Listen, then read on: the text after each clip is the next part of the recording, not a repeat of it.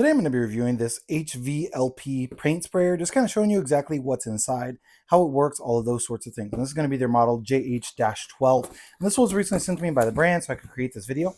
I'm going to open this up, show you exactly what it's going to look like inside. So you're going to have your paint sprayer container, as you can see there. And then this is going to be a corded one, so it's not going to be cordless. That's important to note.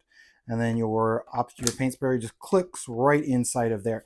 Now to release it, you're just going to push on this button here, and that pulls right out. So that's going to be really nice that it just easily goes in and out on there. And then this is just going to go right in there. And then this pushes back on this, and that's what's going to then spray it. Now this is only going to hold up to 1,200 milliliters of paint, which I'm going to go ahead and actually translate that over to water. I'm going to go ahead and put water in it first just to kind of show you the spray.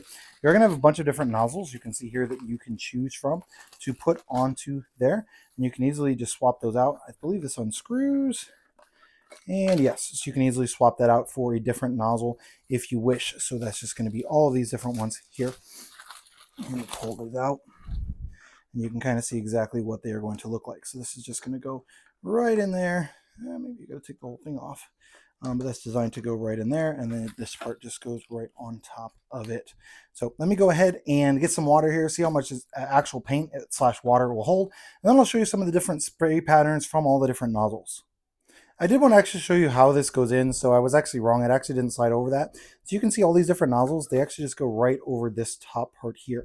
So this one is actually just on there, and then it's just clicks right into the spot. As you can see here, it has that little click thing on the side. So you're just going to have to find the flat side like so. You're going to match it up with the flat side on there. And then that is going to then clip right into place like this.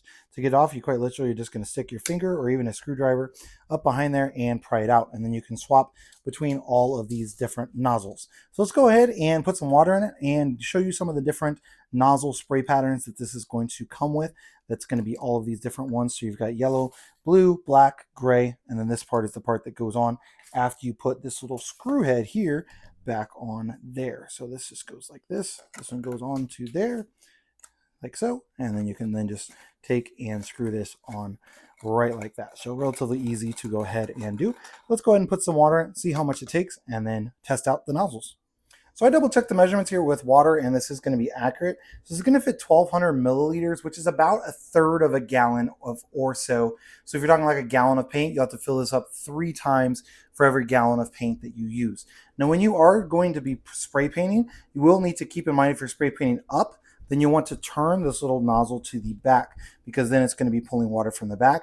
If you're spray painting down, you're going to want to then turn it opposite as well. So that is something to keep in mind when you're putting that in there. Otherwise, you know, if it starts to get low, you can of course just just refill it up with paint. So that's not a big issue.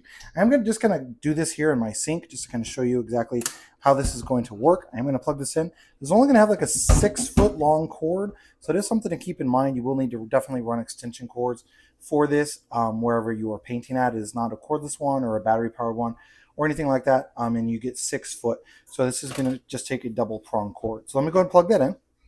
Now, when you're first doing this, it will take a little bit for this to come out. You can adjust this shape, so just by turning that there.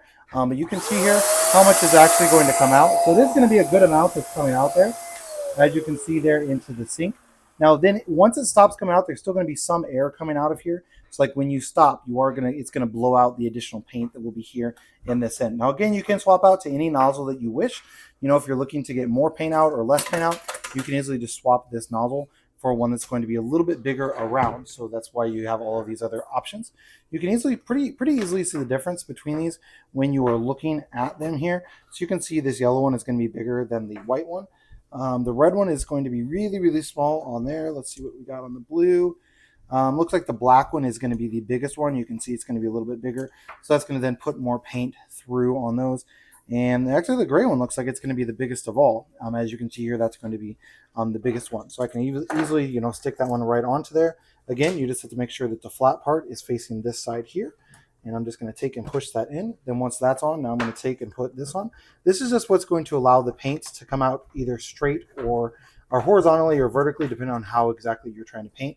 So if you're painting up and down or sideways, and then you're just going to take, and you can see I've got it sideways. So I can easily adjust that just by loosening this, turning that to the other way, and then tightening that back up. And then now I can spray all of that.